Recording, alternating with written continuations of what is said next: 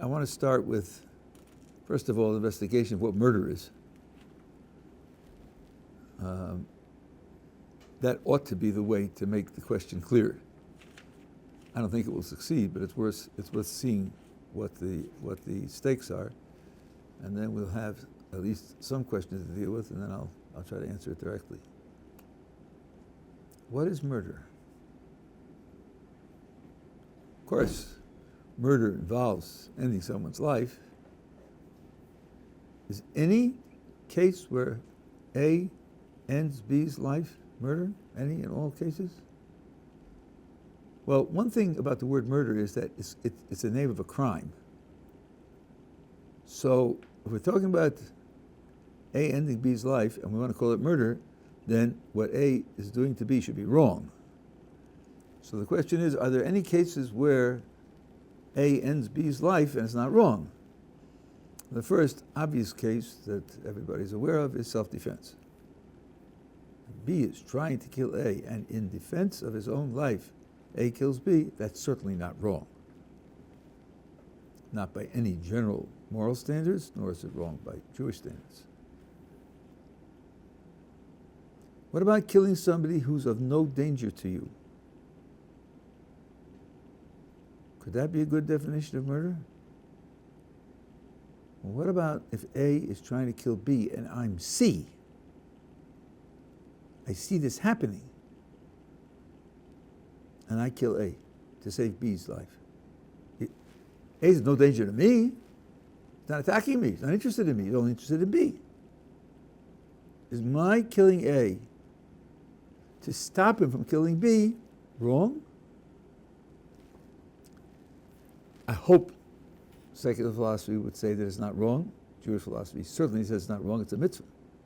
If A is trying to kill B, then you should stop him. And if the only way you can stop him is by killing him, then you should kill him. So the idea that murder is killing someone who's of no danger to you is murder. That's the definition of murder. Can't be right, because here I'm killing somebody who's of no danger to me, and it's not murder. Nothing wrong with it. Okay, let's push it. How about killing somebody who's of no danger to anybody? Killing someone who's of no danger to anybody. Would that be murder? Would that be automatically wrong? Well, here you have the famous Trolley cases. You familiar with the Trolley cases? No, okay. And it's very important because it's applied to warfare as well. There's a giant literature on this. I'm just taking off the top, skipping off the top. There's a Trolley going down a track, and down the track, you know about this, right? Okay, so there are 5 guys tied to the track. And if nothing is changed, the trolley's going to run over the 5 of them and kill all of them. However, there's a way before it gets to the 5 of diverting the trolley to another track. On the other track, there's 1 guy tied. Now, you have the switch. Should you divert the trolley to the other track? If you divert the trolley to the other track, you save 5 lives. But you cause someone to die who otherwise wouldn't have died. Now, he's of no danger to anybody. He's a good guy tied to a track. He's not going to do any damage or any harm. Still, most people feel that it's right to divert the trolley.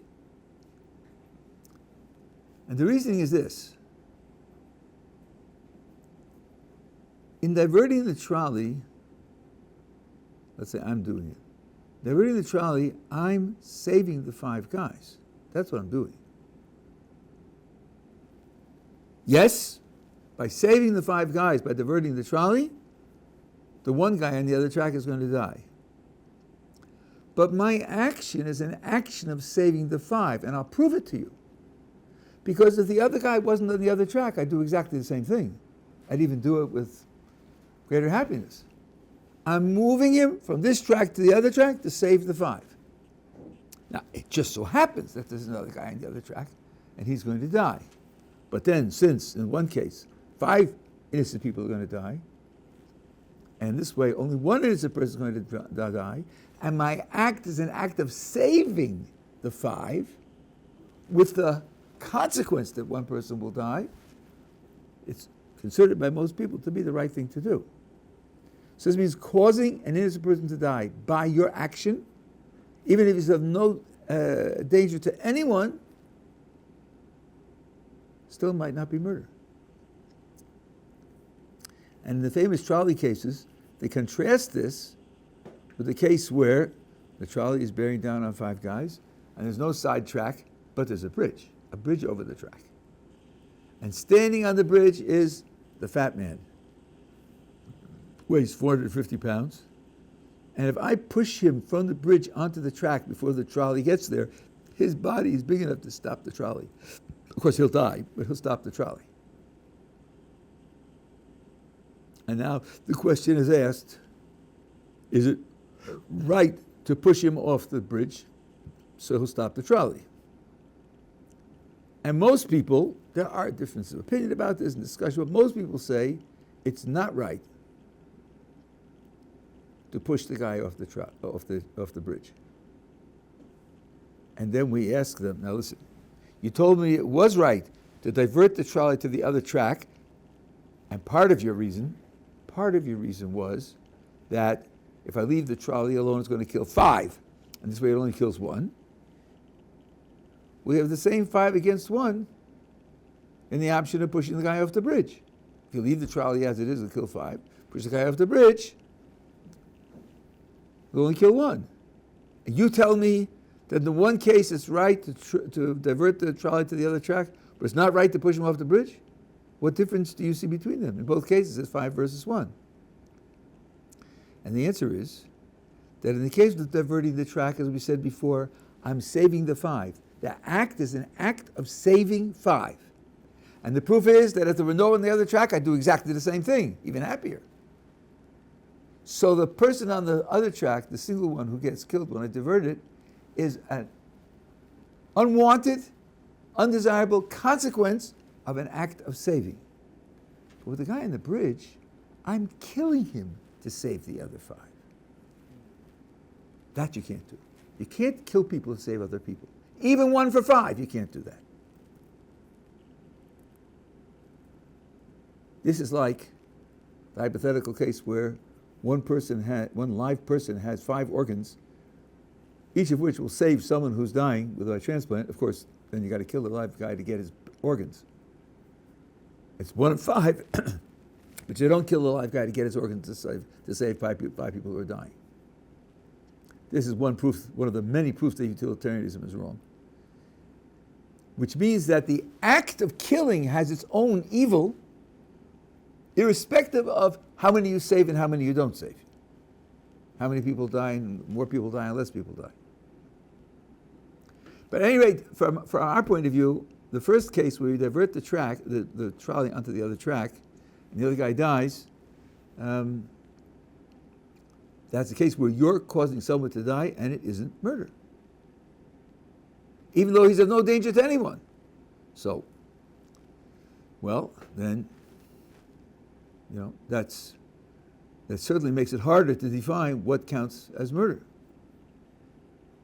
By the way, we have a report that the Chazon Ish was asked this question about a real case that happened. A car was coming down the Carmel Mountain in Haifa and lost control of his brakes. And if he would had he gone continuously in the path that he was going, he would have killed a certain number of people. And by turning the wheel, diverting himself to the side, he endangered a much lower number of people. And that's what he did. Now, he was unprepared for it. I don't think he was a philosopher. He just did it in an instinct. But they asked the Chazon Ish, and the Chazon Ish, I don't have the exact words, but apparently he answered, that's the way it looks. Now, I don't think he gave a definitive ruling, but he felt that it's a reasonable thought to have, to turn the wheel and determine that they should die in order to save the greater number of people. Okay, so far we haven't got a good definition of what murder is. I'll give you another example. What about killing someone, killing him directly not by saving any other lives. And he's no danger to anybody. For example, he's committed a crime, and the crime carries capital punishment. Could it be that that's not murder? Could it be that that's justified? Well, there's a gigantic literature on this subject. Arguments back and forth. A lot of them are pragmatic arguments pretending to be philosophy, and some of them are philosophical, but it's at least controversial. So here, you're killing someone who's of no danger to anyone, and you're not saving anybody else's life. You're directly killing him, and it might also not be murder. So to define what murder is very difficult. I don't know anyone who's done it. I myself have no clue how to do it. So I suggest that we investigate the question we started with by simply saying that murder is a kind of killing that's unjustified. Since it's unjustified, it's wrong. Morally wrong, morally unjustified killing. However you define it in concrete terms, when that actually applies, when it doesn't apply, but that's the bottom line. And now what we're asking is, when God tells Abraham to offer his son Isaac as a sacrifice, is he commanding him to kill someone in a way that's morally unjustified? Does that command constitute murder? And of course the answer is no. That's not a surprise. The question is why? How would you explain that it isn't murder? And I want to make the question more, I would say, more urgent by sharing a midrash with you, a well-known midrash, which I have mentioned in other places. So those people who are watching the video and have heard this before, it's what we call in Jewish language chazar, repeat, review. The midrash says that after it was over, after God rescinded the order and told him not to kill Isaac, Abraham said to God, you know, when you told me to sacrifice my son, I had a very good argument against your command. And the argument is that you yourself promised me that Isaac will be my continuation. Isaac will be the way which will bring the Jewish people into the world. And at this point in his life, Isaac had no children. So you contradicted yourself.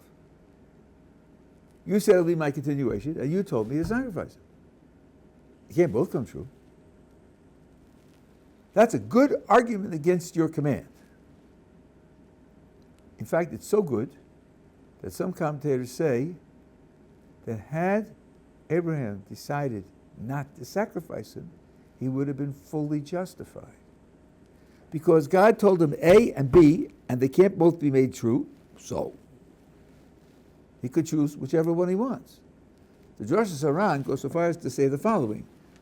God introduces his speech to Abraham by saying, please take your son. Why does he say please? There are many commentators that comment on this.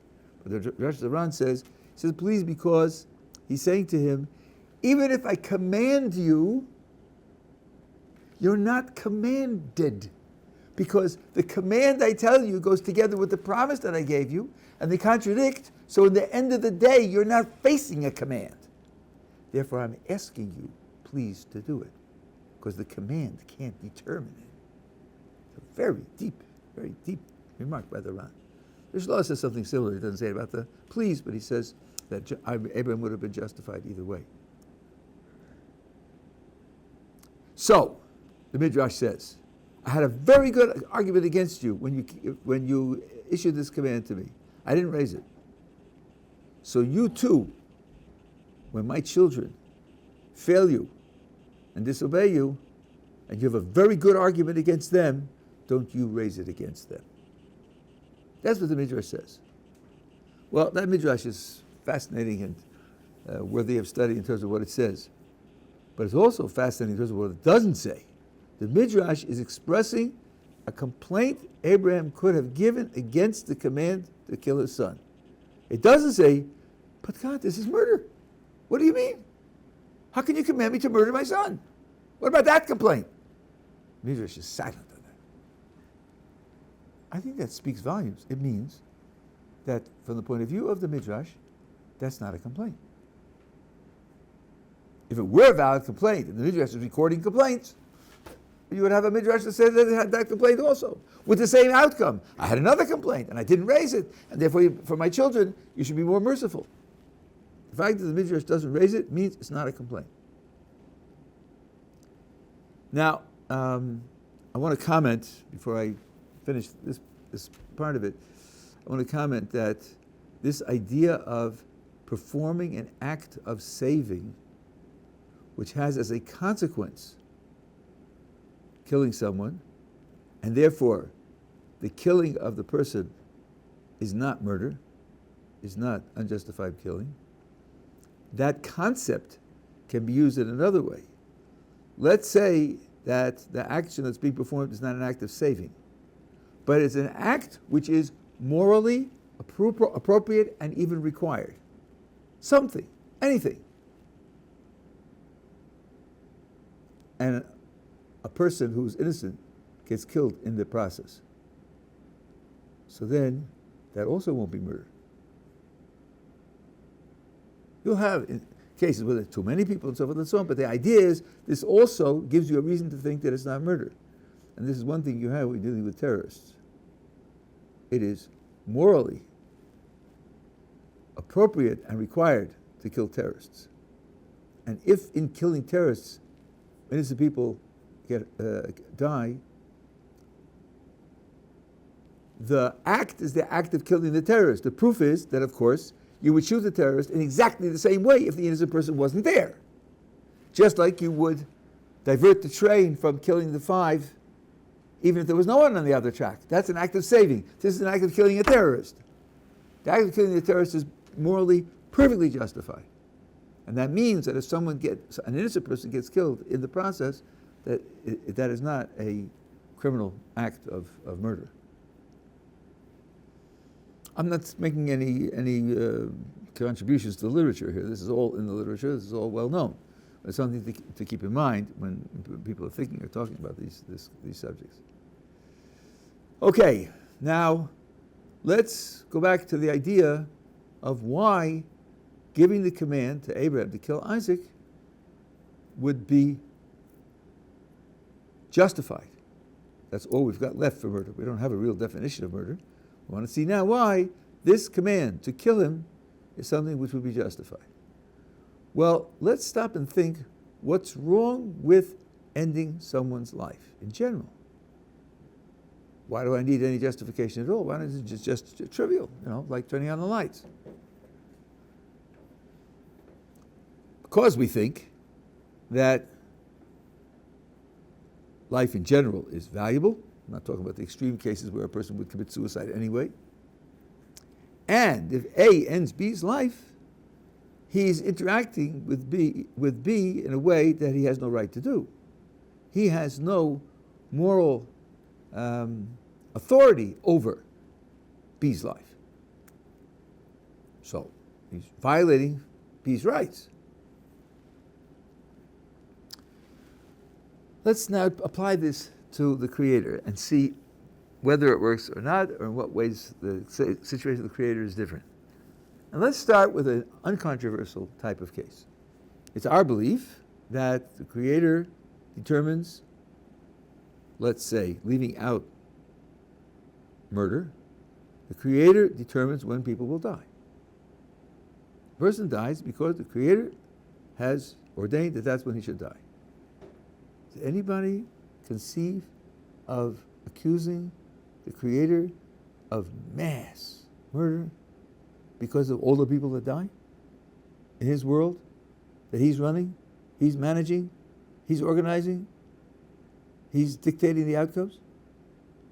When any human being dies naturally, we'll say that convicts God of being a murderer? With all the arguments about religion, I never heard that one. Why not? Well, I can't speak for other religions, but from the Jewish point of view, life is something that you are given moment by moment. You don't have it in your hip pocket. It doesn't belong to you. And if the Creator is giving life moment by moment, death simply means the Creator says, I'm not giving you any more free life. You didn't pay for the life that you're living. It's all a free gift. I don't owe you more free gift. Morally, there's no such idea. And even if I've been giving you a gift every Friday, I give you $100. It's going on for 3.5 years. And you say, the first Friday that I don't, you say, that's the Shabbos meals. What do you mean? You didn't give it to me. I mean, right?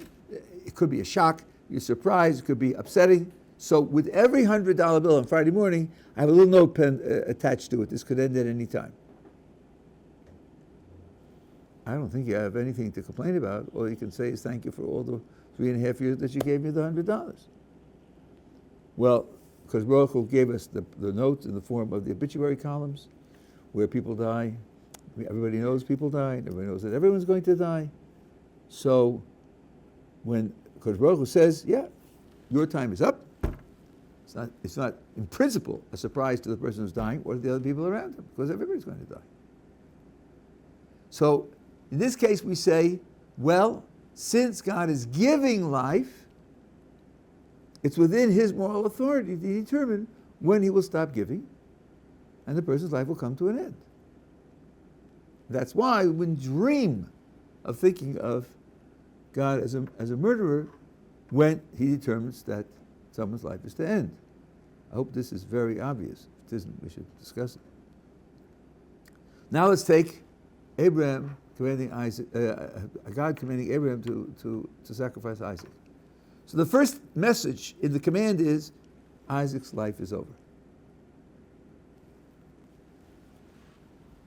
Well, the Creator is within his authority to determine when people's lives are over.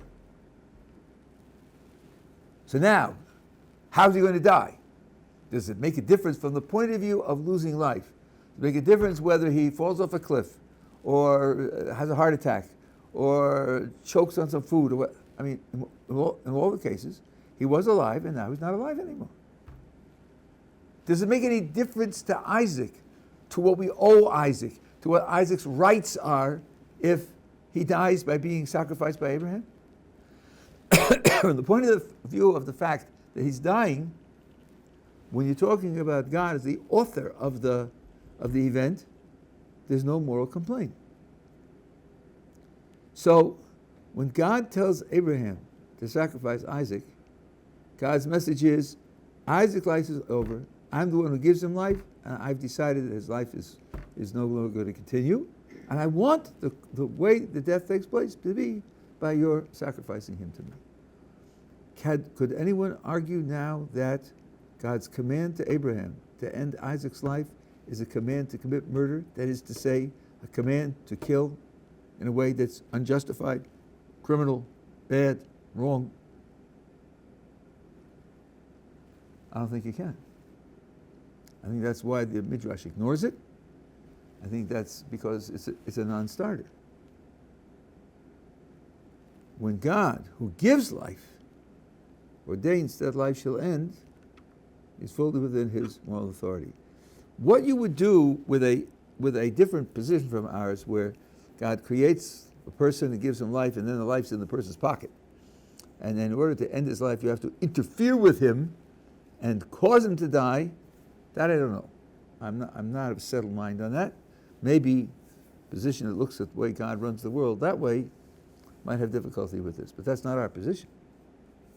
Our position is that life is a matter, indeed, existence of everything is a matter of a continuous divine input, and without that input, it would simply cease to exist or cease to be alive.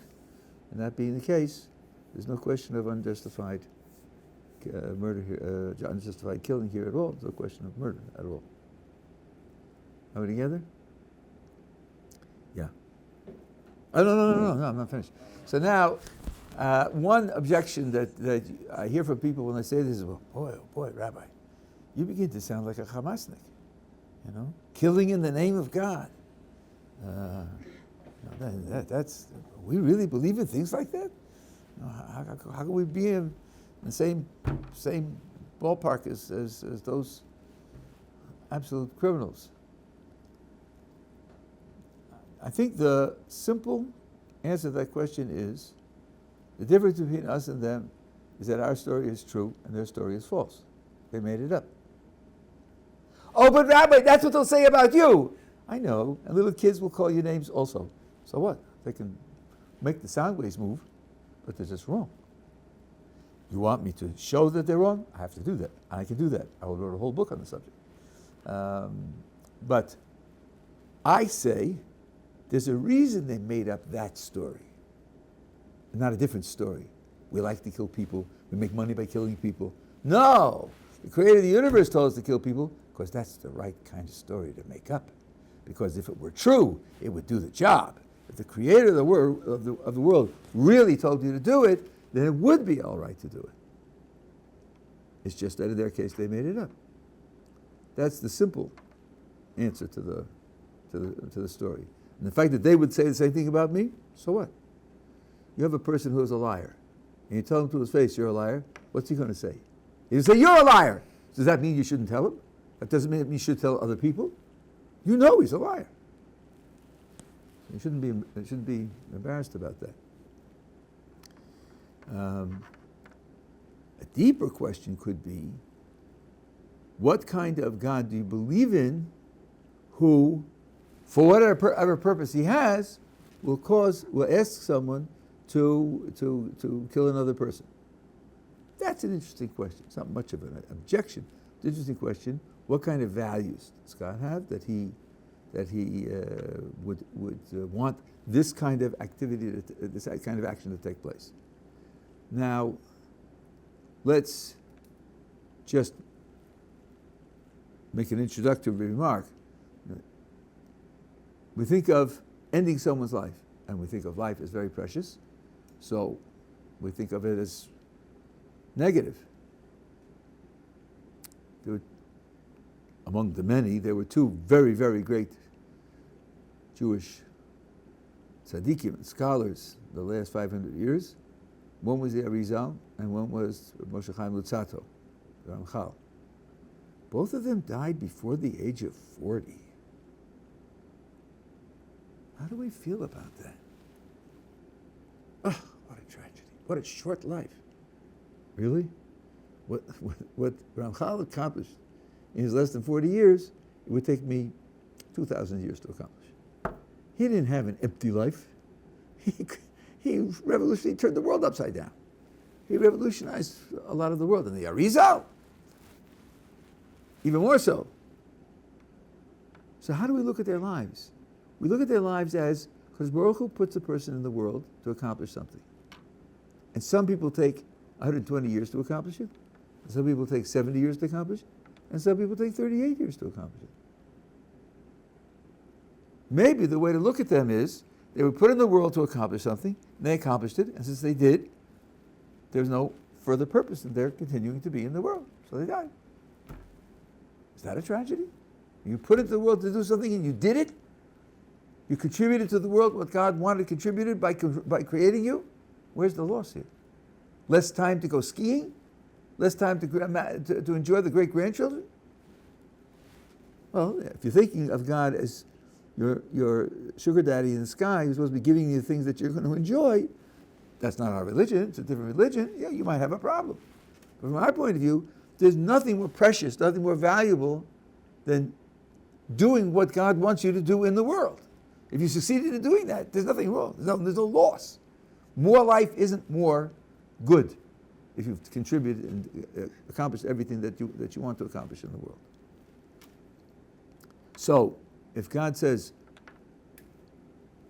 his contribution is finished, and this is a particular way that I want him to die, I want him to die in a sacrifice, which in itself will have some great ability to improve the world or perfect the world, so that's something which the person would find no regrets in.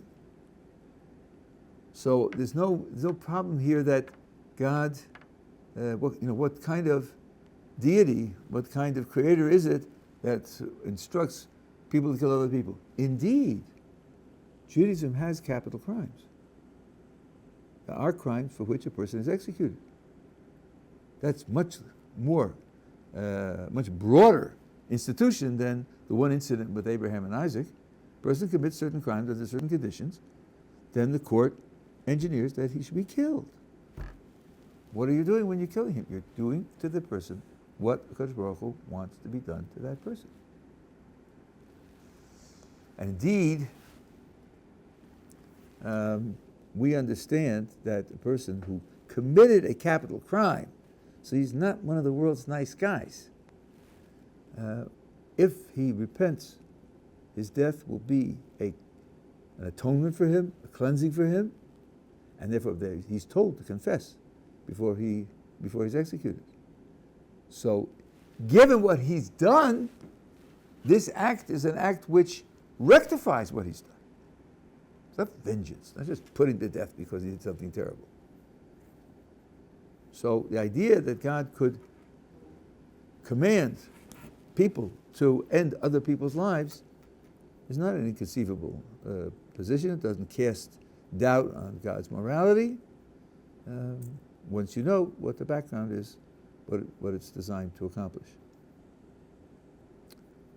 So I think that this is a good way to explain that this is not an example of God's commanding murder.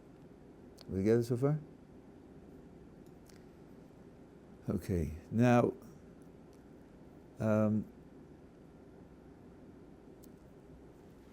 there are people who, when they picture Abraham going through this, what I'm going to say now is a perspective, and the perspective that it's opposed to, I think I was told, is a perspective in other quarters. So I'm not presenting this as a refutation, I'm just pointing out that there's another way of looking at it. Did Abraham just sail through it? Abraham was a great tzaddik, and he was a prophet. God actually spoke to him. The thought is, if God spoke to you, wouldn't you do it? I mean, right?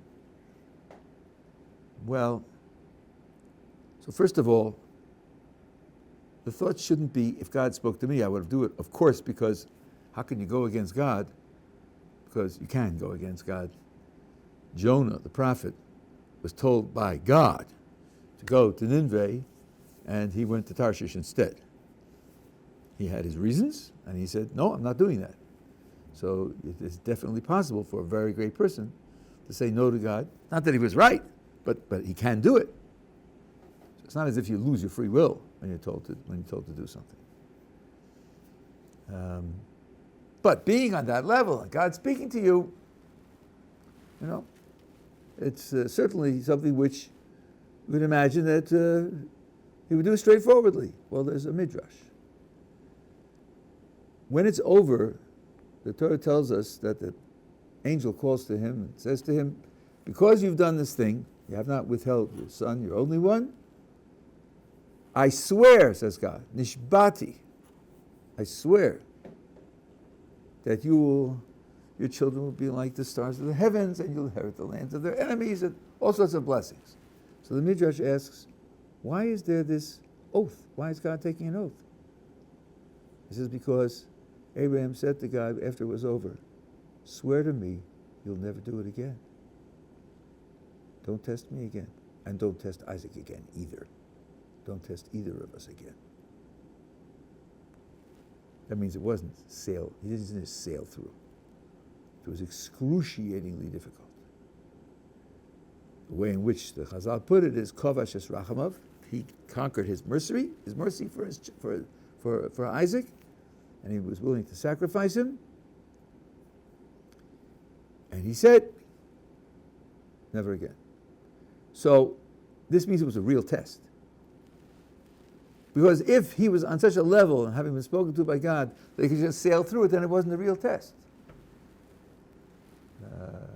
Certain Hasidic sources say that as you live your life, and as you pass tests, and as you grow in your spirituality, you gain extra powers, you gain extra strength. And then those extra powers and extra strength are what you use in facing the next challenge. One part of this challenge was to remove all those extra powers from him. One source says that Abraham, because he's the father of Isaac and grandfather of Jacob, he had the essence of Isaac and Jacob in him, and earlier tests, before Isaac was born, he had those extra potentials in him, and they were part of his ability to face those tests. But once Isaac is born, he no longer has Isaac's potential, and Isaac is the one who's carrying Jacob's potential, so he loses the contribution of Isaac and Jacob's potential, and he's less in him, there's less with him to face the challenge. So this was engineered in such a way that the challenge would be hard. And it was hard. And still he was able to carry it out. But that's reflected in his saying, "Don't test me again." And by the way, these words, if you see the literature, you see how these ideas carry out over and over again. When God reveals himself to the Jewish people at Sinai, and they hear God speak, what do they say when it's over? "We have now seen that God can speak with a man from heaven and live. Therefore, don't do it again.